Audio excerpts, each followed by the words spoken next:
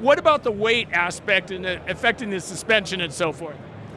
Yeah, of course. The unsprung mass is the massive issue for hub motors because they are too heavy. Obviously, when adding the motor inside of the wheel, it becomes too heavy.